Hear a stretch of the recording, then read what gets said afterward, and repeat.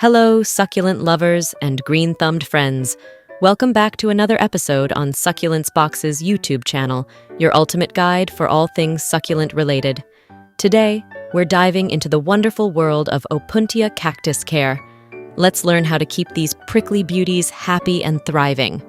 Opuntia cactus, also known as the prickly pear cactus, have a unique look with paddle-shaped segments, known as cladodes or nopals. Covered in spines and these tiny hair-like things called glochids, these flat, fleshy pads are basically living art pieces. This plant also has beautiful flowers and edible fruits, so a totally badass cactus. Opuntia cactus is generally safe for humans and pets, but those spines and glochids can be a bit prickly. So handle with care and wear gloves when necessary to avoid any unexpected pokes or irritation. Also keep it out of reach of pets and children. When it comes to lighting, these cacti are sun worshippers, so they crave plenty of bright, direct sunlight. If you're keeping them indoors, plop them near a sunny window for around 6 to 8 hours of sunlight daily. And if they're lounging outdoors, find them a spot where they can soak up that glorious sun all day long. We recommend a grow light during the winter months to ensure the light requirement. Don't forget to rotate the pot, so all parts of the plant have enough lighting to avoid leggy growth. Opuntia cactus, like all cacti, isn't big on frequent watering. They've got water conservation down to a T, so let the soil dry out completely between waterings. And remember, it's better to underwater than overwater this plant to avoid overwatering issues. Use the soak and dry method, and it is best to water the soil and not the foliage, because wet leaves may lead to rotting. In terms of soil, Opuntia craves excellent drainage. Think sandy, well-draining soil that won't leave their roots feeling waterlogged. And as for fertilizer, keep it light. These cacti aren't big on heavy feeding. A diluted, water-soluble fertilizer once a month during the growing season should do the trick. Don't over-fertilize, and remember to stop all fertilizing during the dormancy period in the winter. Temperature-wise, Opuntia loves to bask in warmth, so keep them cozy with temperatures between 65°F to 85°F. And as for humidity, they're not fans of the wet stuff. Low humidity, around 30–40%, is their comfort zone. So if you're in a humid area, make sure there's plenty of airflow around your cacti to keep them happy. Steer clear of overly humid spots, as humid environments are breeding grounds for mold in succulents.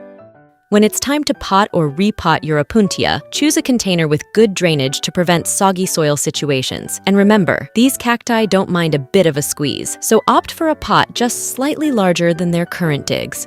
Repot every 2–3 years when your Opuntia outgrows its pot. Spring or early summer is the best time for pruning. Carefully snip away any damaged or overcrowded pads, making sure to cut close to the base for a clean slice. Regular pruning isn't just about keeping things neat, it's also about promoting healthy growth and airflow, which helps fend off pesky fungal issues. With Opuntia, it's actually pretty easy with a healthy pad from the parent plant. You can gently twist it off or make a clean cut at the joint. Let that pad callus over for a few days, then plant it in a well-draining cactus mix, burying the lower third in the soil for stability. Water lighty, and give it plenty of indirect light.